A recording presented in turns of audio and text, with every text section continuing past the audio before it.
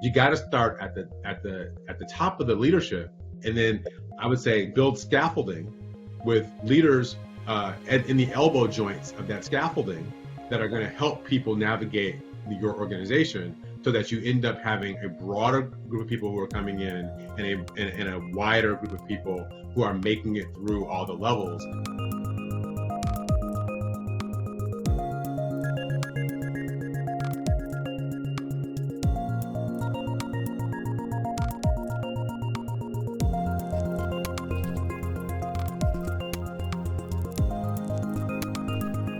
Good day, everyone, and thank you for joining today's edition of Teneo Insights. I'm Kevin Kajiwara, co-president of Teneo Political Risk Advisory in New York City. Today, we're going to continue our ongoing series of discussions on diversity, equity, and inclusion. And today, we're going to focus in particular on Black participation at the leadership level, where we are and how to get where we need to get. Because when you disaggregate the data, improved diversity has not actually been equally distributed among all underrepresented minority groups. And we're also going to be looking at the commitment necessary from the highest corporate levels, meaning the C-suite, meaning the board, but most particularly meaning the CEO. Because ultimately, this really is not about checking boxes or compliance. It's really about business strategy at the end of the day. So I'm joined today by three guests who have devoted their professional lives to effecting this necessary change, beyond pledges, beyond narrative, but by equipping leaders with the data and the tools necessary to meet these objectives. So Valerie Rainford, she is the founder and CEO of Elloree Talent Strategies, which is a leadership advisory firm for C-suite executives on advancing Black talent. Valerie led JP Morgan Chase's Advancing Black Leaders strategy. She was the first Black female senior vice president at the Federal Reserve Bank of New York. She is the vice chair of the Executive Leadership Council, and she is a trustee of Fordham University. Jamal Simmons, well known to many of you as a political contributor on CBS and NPR and others. He produced and hosted Hill TV digital programming, and he's a Washington veteran on the strategic communications and public affairs front. He's a veteran of various political campaigns, and he's gotten a lot of attention of late for his article in the journal earlier this year, in the journal Democracy, called The 4% Problem, which detailed the consistently low rate of Black representation at leadership across institutional types, from corporations to government to the military to academic institutions, et cetera. And he offers a fresh approach to fixing the so-called pipeline problem. And we're also joined today by my colleague, Lisa Davis. She's a senior MD here at Teneo, based in Washington, D.C., and she's the co-chair of Teneo's Diversity, Equity, and Inclusion Advisory Group. She's an experienced strategy and communications professional. She was corporate vice president for communications at Northrop Grumman and has held numerous other positions in the public and private sector. So thanks very much, all of you, for joining me today. And I want to start by setting the table here a little bit. We all know that we, meaning society and as well as individual companies, that we need to do better. We all know that, and if we didn't, we wouldn't be having this call today. And those of us who are interested in this issue, and especially those who are working through this issue every single day to rectify the situation, are well aware of at least the headline data. But sometimes I think data can be presented in new and illuminating ways. So Jamal, I want to start with you, if I can, because what was really compelling and what was really frustrating about your piece is that even well-intentioned leaders and organizations can run into some significant hurdles. So can you lay out for us, your findings and what that 4% number is, why it's so consistent? Thank you, Kevin. Thanks for having me. Thanks, Teneo and Lisa and Valerie. It's an honor to be on here with you. And thank you all for joining. So what happened was, last year happened, which we all lived through, right? And we were home, and we saw the tragedy that happened because of what happened in Minneapolis, and in the midst of the kind of the wrenching upheaval that took place, where people started coming to the streets and people were protesting, and we saw months of people really being active. We saw corporations really try to step up. I took a lot of phone calls. I sat on a lot of these calls virtually, where people said, "Well, what can I do? What can we do?" And one of the things that occurred to me as I began to talk through it, first of all, you can do the things that you do for a living. You should do those things with a lens of equity involved and thinking about how they impact the communities that are being left behind. That was my primary advice. But also then take stock of what's happening inside the company. Why is it that perhaps your company hasn't been thinking about these questions? And so as I started to wrestle with this, and having spent a career advising leaders, I mean, my first job in politics, I traveled on a plane with Bill Clinton every day when he was running for president. You know, I worked for Al Gore when he was running for president. I worked for cabinet secretaries when I was the Clinton administration, traveling around the world in international trade negotiations. I saw a lot of what was happening. And then as a corporate, as a consultant, I talked to people in nonprofits and in C-suites. And one of the things that became clear to me is that when companies and people and political leaders have a problem, the first thing they do is they call the smart people they know who work for them into a room, onto a call, into a Zoom, and they say, okay, things have hit the fan. What do we do now?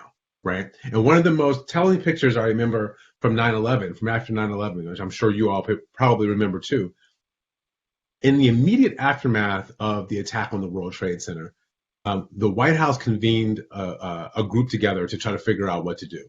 President Bush was flying back from an event where he was, so Dick Cheney, the vice president, was in the room.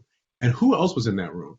Condi Rice was in that room because she was the national security advisor. Karen Hughes was in that room because she was the president's counselor. Alberto Gonzalez was in that room because he was White House counsel. Ultimately, Colin Powell was in that room because he was the Secretary of State, along with Don Rumsfeld and all the others, right? So they got together the people who mattered. And what happened was, and I'll give him credit for this, George W. Bush had a team around him that was diverse ethnically and racially. And that group of people is who was there. Because you know what? At a moment of crisis, you don't have time to think about who's our person who, you know, we might think about who's not here, or look around the room and try to figure out what to do. You call the people that you need. And so you got to have people that you need who are reflective all the time. So with that backdrop, I began sort of going through data. And I realized part of the problem that was occurring was because of people like me. People who spin for a living. So I call it spinning the elephant, right? So if you think about this, the parable of the blind man, you look at an elephant, what you touch is what you think you see. So as a spinner, as a communications professional, what we often do is, you know, my job is to say, hey, look, there's an elephant in front of us. Look at the trunk and the big flapping ears. Don't pay attention to the stinking mass in the back, right? We want you to look at the things up front that you think are important. And so that's what happened with diversity data. All the organizations that were facing this question, and the question came to me is, who are the people around leaders when they have to make these tough calls? All the people who are, all the organizations that were tackling this question, I began to see this pattern when you got past the underrepresented minority question, when you got the data, when you got past the overall institutional data. So, you know, a company like Amazon, because it's, you know, 26 or so percent, you know, diverse, but that includes people who work in the warehouse, not just the people who work in the C-suite, or the S team as they call it at Amazon. So when you get past all that, you look at the people who are around the leaders. I started to see this 4% question. Let me just give you two examples, and I'll stop talking and let everybody else get in. The first is Damian Williams, which has been appointed to be the U.S. Attorney in Manhattan, in Southern District of New York. Damian Williams is a phenomenal leader, it appears. And so but if you look at the course of his trajectory, let's take a look. He went to Harvard University. At Harvard, there were 3.5% of tenured faculty at Harvard are Black. He went to Yale. 3.7% of tenured faculty at Yale are Black. He worked at Paul Weiss as a lawyer. At Paul Weiss, 6 out of 144 partners are Black. That's 4.2%. He was a Supreme Court clerk, and someone did an analysis that looked at Supreme Court clerks over a bunch of years. 20 out of 487 Supreme Court clerks were Black. That's 4.1%, right? So this number started sort of popping up. So I say this to say, we're looking for Damian Williamses, and we want to find them, but the institutions that we're going to looking for them may not be the places where all the future talent is going to be. The last example I'll give you is Colin Powell. Colin Powell just passed away. We think of Colin Powell as a great leader. Colin Powell hasn't been, he was chairman of the Joint Chiefs of Staff, which is how most of us came to know who he was. When we think of Colin Powell then, that was over 25 years ago that he had that job. There hasn't been another African American or person of color who has chaired the Joint Chiefs of Staff since. Today, the military is 43% people of color, 17% African American. There are only 2 out of the 41 most senior commanders in the military across all 4 branches who could be qualified or could be in line to be chair of the Joint Chiefs of Staff. That number just keeps showing up, that 4 point something, 3.5, 3.7. If this were a parking lot with 100 spaces in it, it's not that 4% is a ceiling, because there are some places that do better than that. But it's that all the black cars would seem to be clustered around space number 4. And so what is it that's driving that? And I think as we talk, we should talk more about prototypicality, the search for black unicorns, and this threshold idea that, how many people should we really have around here? There are all kinds of questions that we have to ask about how we end up with this 4% that becomes a very consistent number across military, law, Fortune 500, C-suites, board positions. You can kind of go down publishing. You can kind of go down the line of the big institutions in America, and they keep showing up with the same number.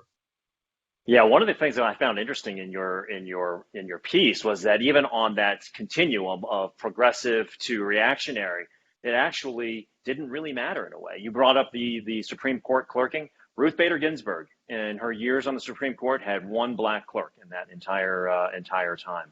So Valerie, yeah. I know you are particularly data-driven in your approach to working with companies and with CEOs. And one of the uncomfortable truths, I sort of brought this up at the beginning, one of the uncomfortable truths you consistently uncover is that even as companies improve on the diversity front in leadership, Black inclusion still lags that of other underrepresented minorities. That would seem to square certainly with what Jamal was just talking about. But describe to us your findings on that front and how that then is resonating within the C-suite. Yeah, so thank you, and thanks for having me. And the reality, I think, is with some intentionality, we get to 4%. But the majority of organizations are not even there when you just look at their senior leadership level. And I think to Jamal's point, when you look at many organizations are looking at their data, they're looking at the data in aggregated fashion with all underrepresented minorities together. And I believe that inequity is actually hiding in aggregated data, because no matter how in my company, I'm privileged to work with CEOs to look underneath the data to find out what's happening, particularly for each cohort. And right after George Floyd, we were working with organizations specifically around Black, but we do it for all cohorts. And no matter what size company, what industry, when you disaggregate the data, Black talent is consistently left behind at every level. And by the way, many organizations are still struggling to get to that 4% at the most senior level. And Latinx talent is typically right behind them. And there are huge gaps between those two populations of people and any other diverse segment in the organization that's measured. So, Lisa, when you engage with companies, on the DE&I front more broadly, how do they acknowledge these data discrepancies that Valerie is talking about? Or is that, she sort of talks about how you can hide the problem in the aggregated data. Do they want to stay there, or what are you finding?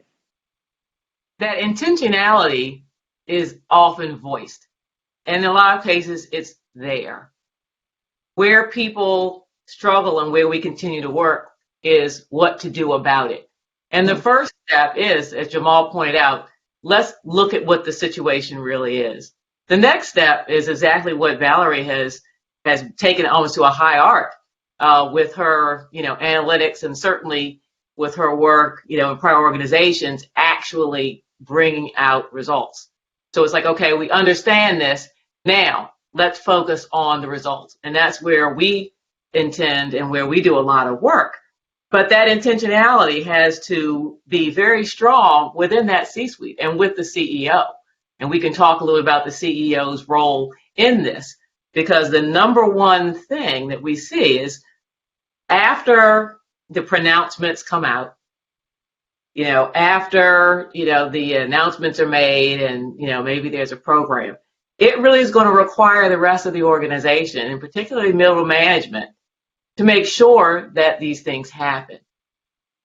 And middle management is looking at the top for role modeling. There's a whole process around which to get middle managers engaged. And we do that. We've seen that bringing about results. But it does start at the CEO level, the CEO suite, and being able to take the kind of stand and not just talk, but also be able to lead the organization in a way that empowers every group that's needed to make sure that we get past 4%, or as Valerie pointed out, get up to 4%. Kevin, go ahead. I was going to make two other points on data that I think are really important. And that is, if senior leaders had a problem in any other aspect of their business, the first thing they would want to do is understand that problem for their specific organization. Where are we good? How do we get more margin? What will it take?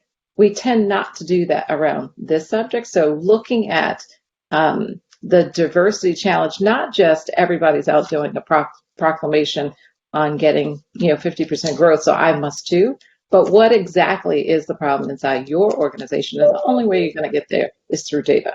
The other thing I would say is, often when I say you have to unleash the data to identify where the problem opportunities are, the first thing people hear is, wait, so I got to give my data out publicly?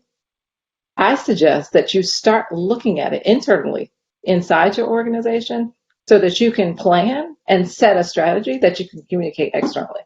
But if you never do that, you almost leap to everybody's looking for my external data. And the key here is it's the entire life cycle of data. Most CEOs are just getting representation data. But what's happening inside your recruiting functions? One of the statistics that I give almost every organization that says we can't find Black talent, the Black talent is applying, but not getting through the recruiting process. We don't have strong Black talent. Well, Black talent consistently being rated lower performers, not being promoted at the same rate. So when I talk about data and disaggregating data, like what's the experience of the talent inside your own firm?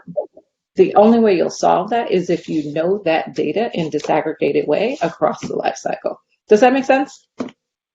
No, that absolutely makes sense. But I want to, I appreciate the way you guys have all set this up. But if there's a consistent message that's come across, regardless of who has to execute, regardless of the of how embraced the actual data is, the thing that keeps coming out is the leadership element here. So Absolutely. I want to focus for a moment here on some of the successes that we're seeing out there, and because that really demonstrates what works. And you're all touching on it. But Valerie, as I mentioned at the top, your success at JP Morgan Chase on this front, is something to celebrate. But in our conversations, you've continued to say that no matter what policies are put in place, no matter what positions are effectively created to deal with this, the key element is CEO commitment and conviction. So talk about that a little bit. I mean, it sounds like this is still sort of a rare thing, actually. And how do you, because I know you sort of need that. If you're going to work with an organization, you need to see that commitment and conviction from the CEO. Yeah. Not only do I need it, but I look for it. Yeah. Mm-hmm. How do you recognize that that's actually there and not just lip service, essentially? Well, the first question is typically, will they let me have access to all of their data? Right? If the answer to that question is yes, I know the conversation is worth continuing. And, I could in private talk about who are some of the CEOs I've done it with. And usually that's enough to see whether the conversation is worth continuing. But there's something that the good news is I've seen both the good and the not good scenarios here, which is how I have derived what I think good looks like. And the leaders that I see realizing change all have something in common. They're willing to learn, try something new, be uncomfortable in the space, push their teams, understand and own the business challenge, not just it's the right thing to do, but they're missing opportunity by not having this talent at the table. And they're willing to be vocal about it, at least inside their own organizations, right? So some leaders are pushing the needle inside their organizations. That's good enough. You don't all need to be the leader who, in fact, I prefer you not be the leader who stands on TV and say, here's what we're going to do. I care more about what you're doing with your people inside the organization. So that's what I call conviction, right? Conviction to unleash the data to understand what problems you specifically, Mr. C-suite leader, is sitting on top of. And by the way, when leaders of your team tell you that there's risk in doing so, to say, I'm willing to take that risk to understand what we need to do. That to me is when I say conviction, what I mean. But something has to happen before you get to conviction. I mean, I guess the question is there something innate here, or does something happen? I mean, how do you help them get there? I do think that there is something innate that the leaders that I think are making progress have, and that is fairness and equity. They want to see fairness and equity. Sometimes they don't realize that inequity exists. So being willing to open up the data to see the inequity for themselves and being committed to doing something about it.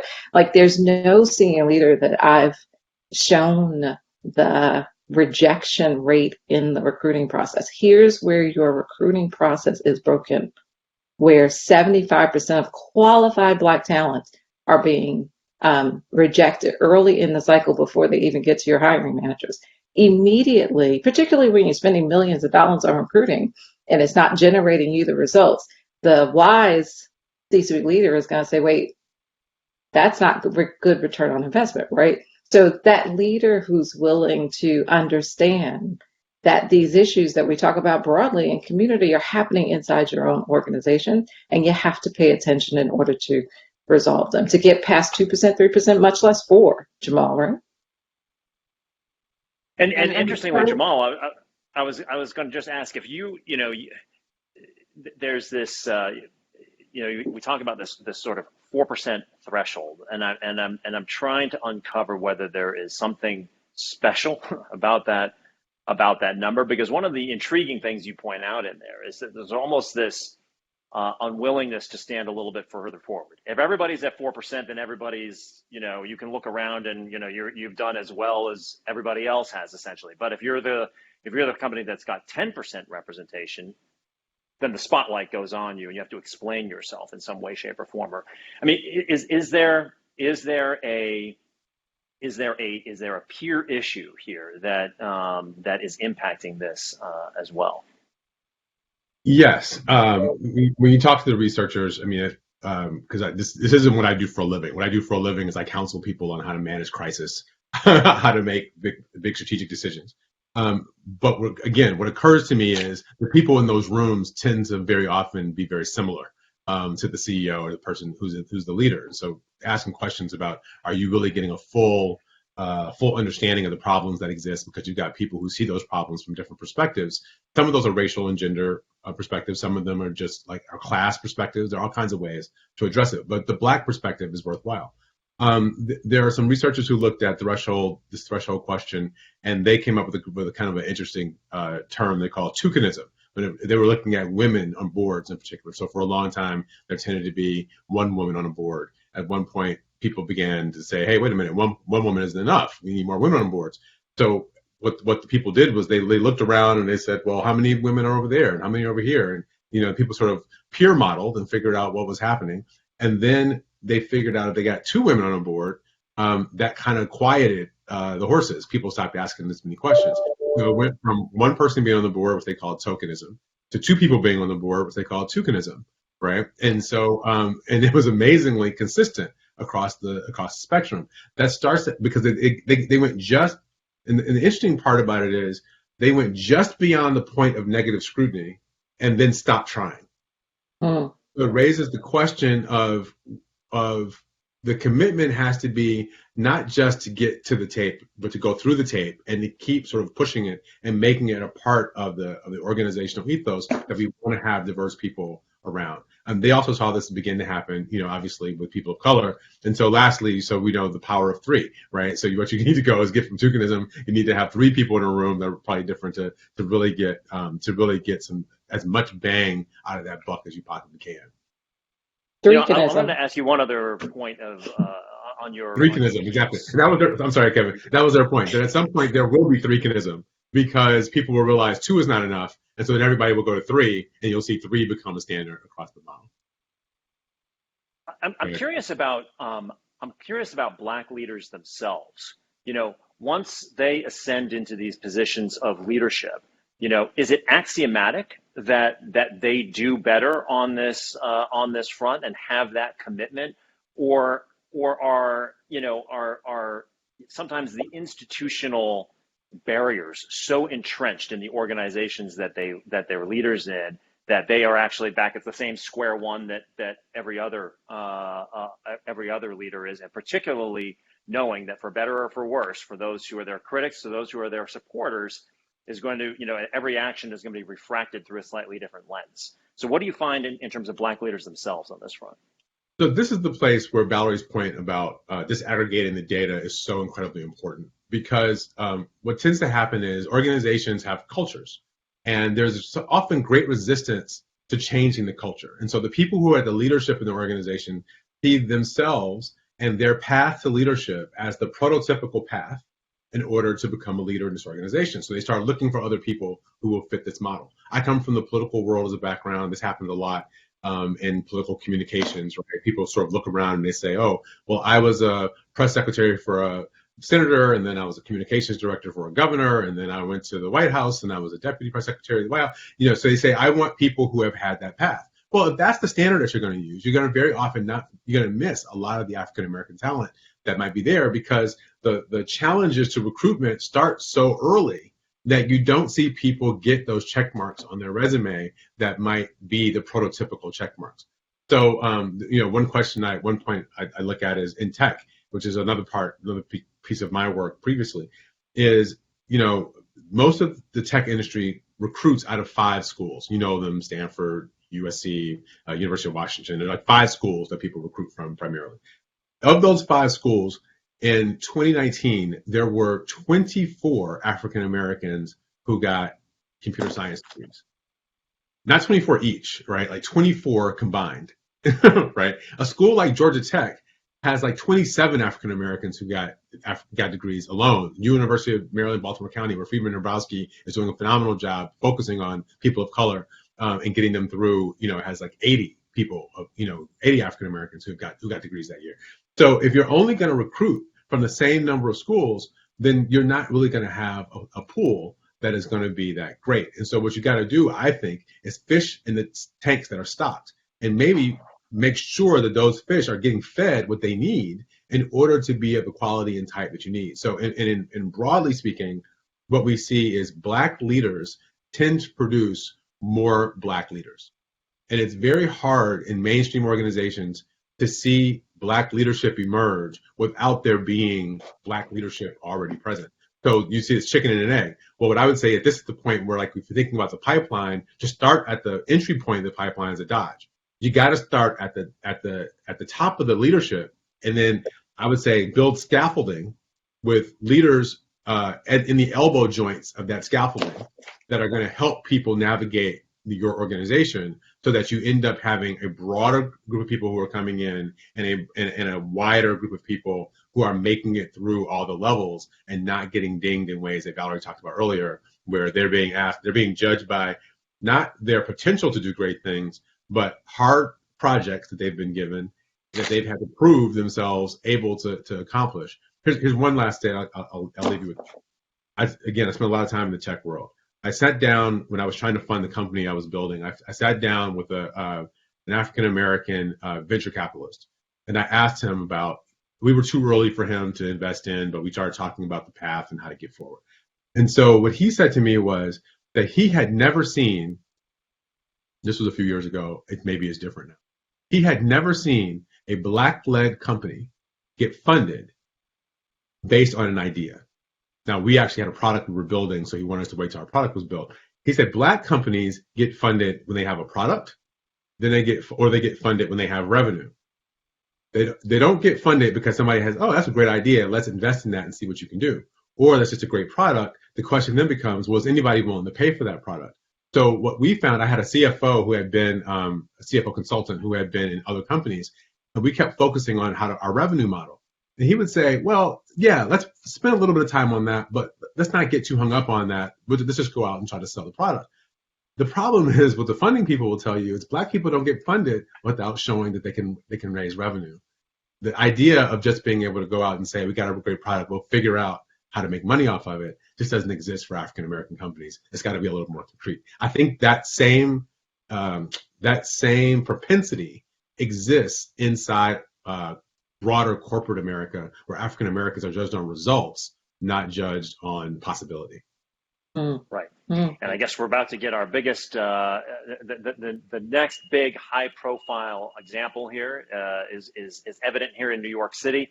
The Eric Adams administration is going to be announced over there. And it's always interesting in government, right, is that they actually get to clear the decks and assign all new positions. So it'll be very interesting to watch as he unveils his administration over the next couple of weeks heading toward January 1st. So Lisa, all right, so here we are. Let's assume for a moment that we have this committed leadership. Let's assume that the data is fully presented to them and they have absorbed it. So now the daunting question is, how do we get started? What do we do now? Now that we're here, we have to get some. We want to get some early wins.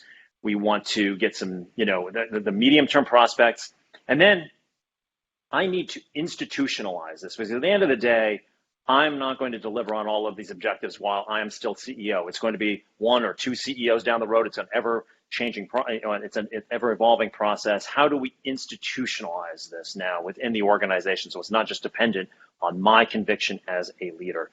How do you translate what we've been talking about up until now to actual action items that they can point to as successes? Yeah, and that's a good question. I'm actually going to answer that directly. But first, I want to raise 2 points. And I think this kind of further underscores what Valerie's talking about, which is, CEOs, C-suites, and companies not waiting for the crisis or wave attention, because these days something is coming, and there's two factors. Why? There's been announcements by BlackRock, Vanguard, even Goldman Sachs has said that they are not going to support IPOs for companies with non-diverse boards. So there are business parameters that are happening in terms of investors, even in terms of employees. What we see now is employees in this war for talent, they want a company that's going to reflect their social values. They want a company, and when they're more talented and they're further up the ranks, it becomes more about that individual's desire, less than a company need. So the one thing is there's true, business parameters around it, and in making it a business imperative. The other thing is every bit of research, and it's very fascinating to watch, has said that better decisions, better performance, better outcomes at all levels of the company come with diversity. Yeah, so this isn't a human capital imperative. This is not a HR issue. This is a how do I make my business better in a very, very competitive world. And the research is there. Interestingly enough, S&P 500 did a survey that said that companies with diverse boards that are listed on S&P 500 actually weathered the COVID crisis and the economic downturn as a result better than those who did not have diverse senior leadership. So the question is, okay, I've got to go out and get this. Getting to your point, how do I do it? The data is a beacon. That's right. It is going to tell you, and there's different forms of research. Take it, disaggregate it. It's going to tell you exactly what your priorities are. Because the first thing is there are so many tactical elements, and we're not even going to talk about tactical elements. so many things you can do. The question is, what should you do that's going to bring you the right result? And data will tell you that. You know, we look at data and say, okay, these should be your priority area.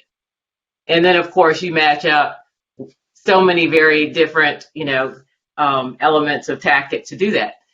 The other thing it has to be to make it work, to your question, is you got to bring in your middle managers. You got to bring in terms of not just, making great messaging from the top after the C-suite has an epiphany, but it really has to be engaging, within the organization, and people have to feel empowered.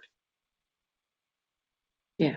Not that they're going to have some kind of repercussions against them if in fact they don't. The last thing I'll say about that is, think about how from a C-suite CEO, him, her, they, think about how much studying they have to do just to do their job.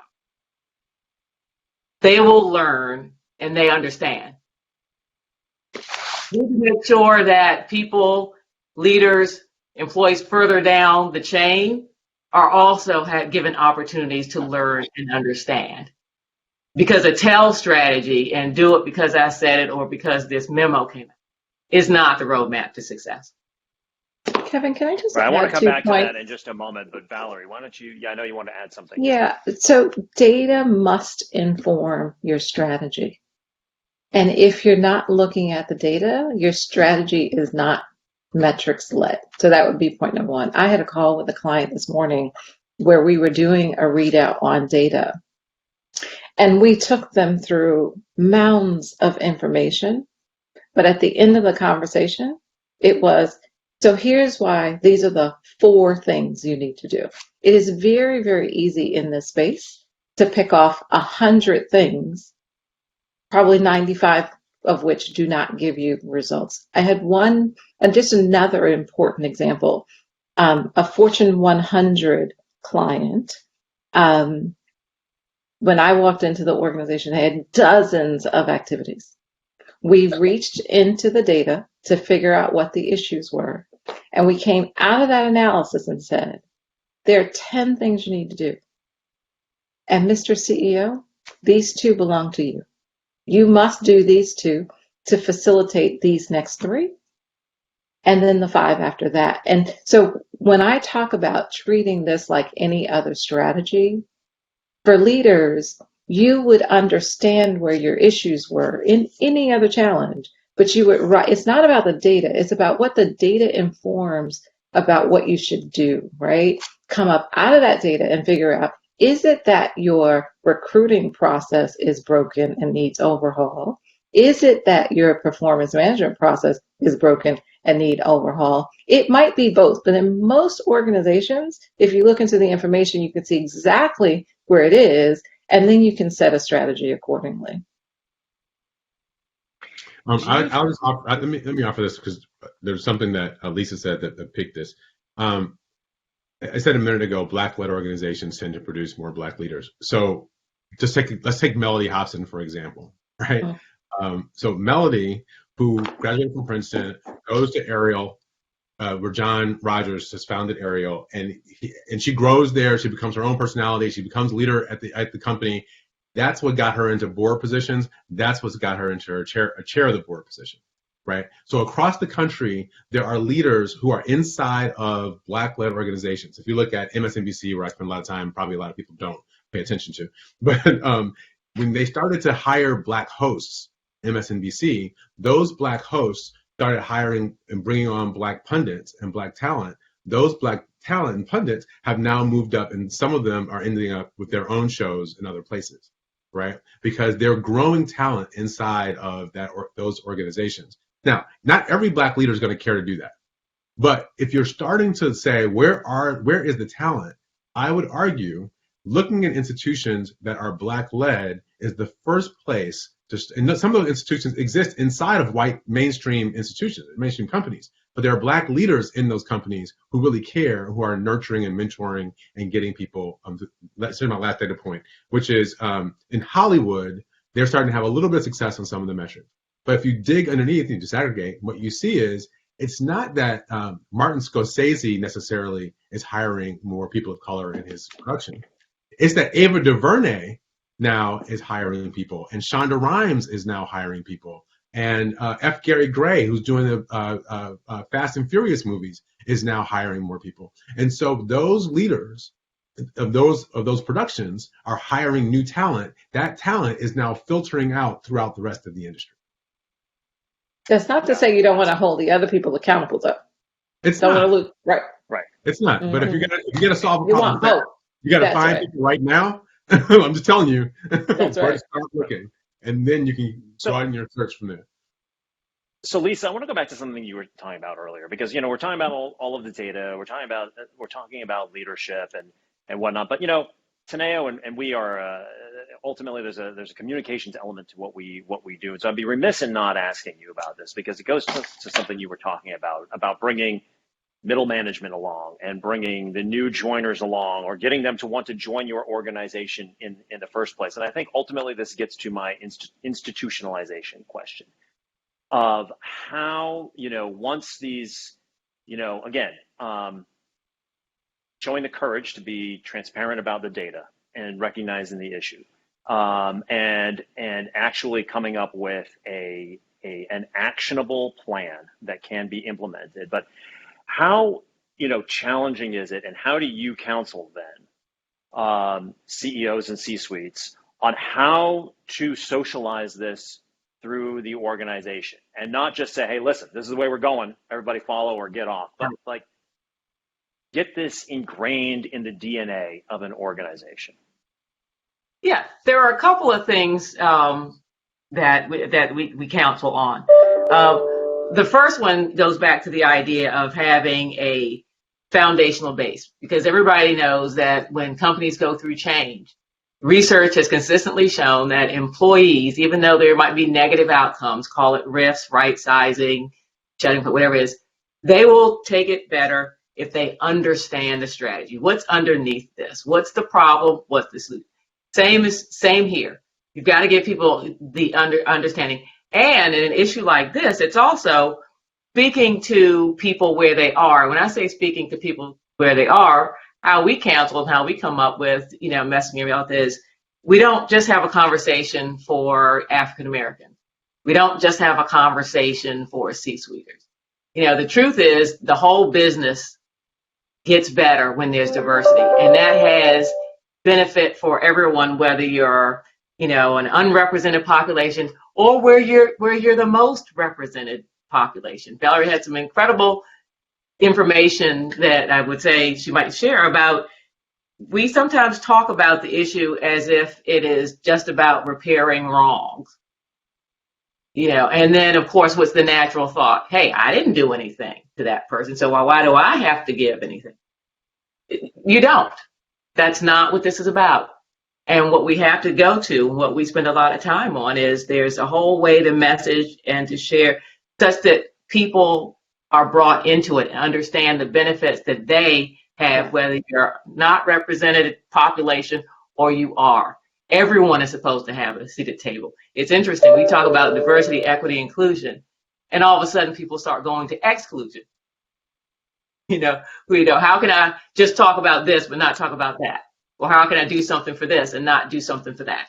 No, it's about inclusiveness. It's about bringing people in, and everybody has an opportunity to benefit. So we've got to change that whole narrative, that whole discussion that's going on, in this country and other places about who DE&I actually, supports, helps, why. We're having the wrong conversation about that. And when we work with companies, we talk about putting it on the right plane and the right discussion and the right actions and activities that will bring about, clear results, and in a way that doesn't pit one versus the other. It's not intended to be a zero-sum game, right? Right. Exactly. Right. It's intended to be lifting all boats, and you need context.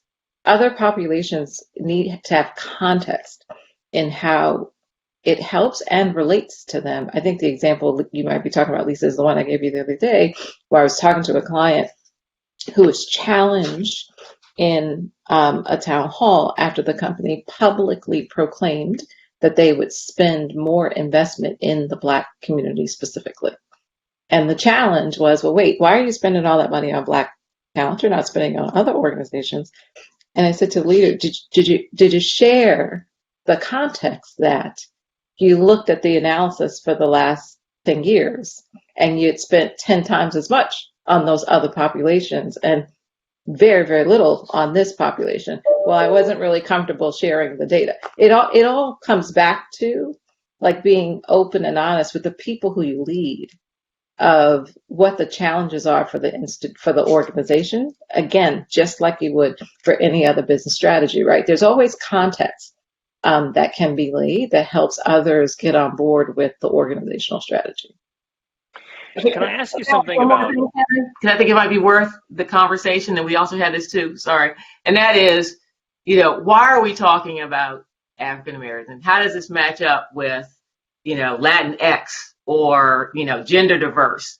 Why is this the conversation? Because that's the other question that always comes up, whether it comes up verbally or not. Yes, it's there and needs to be addressed. Yeah. We obviously, for obvious reasons, we're talking about a lot of generalities here. But as you three counsel individual leaders and companies, things get real specific real quick. And I got to imagine that there are some companies and there are some industries where this is easier conversation to have and easier to implement change than it is in others. And I want to talk a little bit about when it's more difficult. So, for instance, here in New York City, particularly if you're in certain industries, there's a wealth of talent from all across the board here that's available, and maybe in certain parts of California and so on and so forth. But what happens when you've got a company that's headquartered in some part of the country where not just in the company itself, but in the broader community, there isn't much of an African American community, and it's maybe harder to attract people to say, I want to live and raise my family in this environment. Or if it's an industry that isn't skewing younger or isn't the kind of industry that's so dynamic that all kinds of young people want to go into that business, and you're kind of dealing with a smaller pool to choose from in general. Like, how do you work through those versus, say, these highly dynamic industries that are just attractive across the board? So again, I love your questions because I keep giving you the same answer. It's about the data, right? So what does the data say about what you might do, particularly for larger companies? Like, what might you do in one market versus another? So where does your sourcing of candidate pool strategy perhaps be stronger for the Latinx community versus the Black community? Depending on what kind of business you're in the retail business and so on. Companies that are moving toward a more remote environment, doesn't really matter. But all of that should play into location strategy, should play into your diversity and people strategy. And too often I see organizations that are doing a standalone location strategy, but it hasn't actually factored in the people dynamics and the people strategy within an organization. A bunch of years ago, I did a study for the Detroit Chamber of Commerce, and we were looking at recruiting people to Southeast Michigan, what was standing in the way. And one of the things that we found was that it was very difficult at this point to get people to choose to move from some place that was warm, in particular, to Detroit, Michigan, right, where it was maybe cold for 6 months, 5 or 6 months out of the year. So the tactics became like you had to, again, recruiting from the population that were there, like using University of Michigan, Wayne State, Michigan State, using the schools that were there as the sourcing for the schools. Because if those students never leave, right, if they never get to California to realize that it can be sunny all year, then they may be much happier being at home, and they have the same quality as students you can recruit from other places. So recruitment does matter. And then lastly, I was on a call with a CEO and some other leaders a couple weeks ago, and this question came up. One of the side benefits, perhaps, of the last year and a half, almost 2 years now, year and a half, of pandemic, is that location isn't as important as it used to be, right? So you need to have some location, you need to have some people in the same space at some period of time, but everybody doesn't need to be together all the time every day, right? So what you may find from Right. a particular organization is if somebody doesn't want to move to, outstate Massachusetts or someplace, right? They don't want to leave North Carolina to move to Massachusetts. Maybe they can stay in North Carolina some period of the month and then be in Massachusetts some other period that you define as an institution or organization. Maybe what you find is that people are grouped together. When I was in school, I did an internship at Citibank's Global Trade Finance Group, and we were based in Stamford, Connecticut, right? And so I asked the leader of the organization one day, why are we here in Stamford? And he had all these reasons about why. And then he finally said, look, we all lived in Connecticut. We were tired of commuting to the city, right? So they just built an office in Stamford.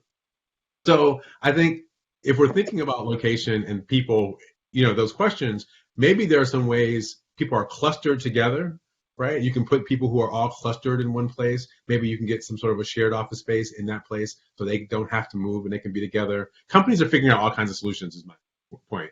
And I think if you're committed to having new people who are inside the company doing things that you need to get done, you just may need to be a little bit more flexible. This is the question about culture. You may need to be a little bit more flexible. There's a quote that I keep on my wall from General Eric Shinseki, which is, if you don't like change, wait until you have to handle irrelevancy. Right? So we all have to start thinking about our organizations and cultures are changing. How is it that we're going to manage that? Not how is it that can we stop that from occurring? One thing that I'll just add quickly, in addition to what Valerie and Jamal just said, because I'll say in addition to, and that is, people are pretty much pack animals in some kind of way. They need a pod. And I think when you start looking at these locations where, people may tend to say, people of color population, not that big here. Not that big, but they're there, number one. Now, so the next question is, how do I make them comfortable working in this environment? Because we've seen cases and cases and stories about places where you would think no one would ever want to go, but they've gone there because they felt included, they felt they had a pod, they felt they had a way of engaging that's going to make them and their family members. Remember, we're not talking about individual employees anymore. We're talking about units for the most part. Those decisions typically aren't made just with one person not talking to anybody else. So we also look at, as we're counseling, how we can make that desirable, what I'll call on the on Maslow's hierarchy of needs pyramid. Yeah, and we only have a few minutes left, so I want to get a couple last questions in here. And the first one is this: to pick up on this pod issue, one of the other reasons why people get together in a pod is to provide a bulwark against something else, right? And we see companies do that all the time to push back on potential tax legislation coming against them, or trade issues, trade restrictions being put on them. So to what degree, though, I mean, is there an element of, pod behavior here on this? Like, let's get ahead of this, because we're starting to see pressure, obviously, increasing from the investment community, ESG investing and DE&I related investing and whatnot. Obviously, large institutional investors are becoming quasi-regulators in that respect. But then behind them is always that looming potential of actual regulation, which, of course, is a blunt instrument more often than a surgical one. So is there a notion of like, you know what, guys, we've got to get ahead of this before it's somehow forced on us in a way that it won't work for our organization? Is that fear palpable? Absolutely. I mean, I think people know that the SEC has put in a regulation about having a minimum of one woman on boards. We've seen legislation in California and Massachusetts and coming to more towns than you, where there are legislative requirements of what board and senior leadership needs to look at. The other thing I'll say is, we saw in the spring, IBM had a shareholder resolution, and we've seen a number of shareholder resolutions calling for diversity, various aspects of diversity. Some is making sure that, senior leadership reflects, or there's parity. Some of them have been that they release data, EEO1 data that is, mandated for public companies about the diversity in their workforce. So we're seeing it come in, Kevin, to your point, from, regulatory bodies, from, governments mandating it, to shareholders, to investors, all coming to the table with requirements of what they want to see in for-profit, organizations. And it's coming to, for-profit, it's also coming to large not-for-profits, and it's coming to privately held companies, because, people, this is 24/7 media access. People don't want to hear companies and organizations talk about things when they're not living the walk themselves. So, Kevin, I want to close. Sorry, Valerie, go ahead, and then yeah, I'll ask my last I question. think it's easier. I won't say it's very easy, but it's easy in today's environment for leaders to lead this call and say that it's a location challenge. It's a regulatory challenge. I think it's important to bring the conversation back to where Jamal started us. And that is, keep doing the philanthropic part of your ESG strategy, but this is ultimately about changing the composition and mix of your Black leadership inside your organizations. And there's no, other than the requirement for board diversity, no one's really pushing that needle.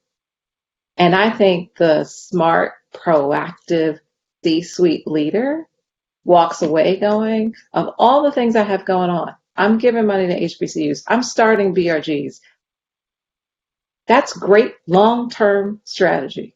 But what's your immediate strategy for increasing the population beyond the 1, 2, 3, and 4% and beyond?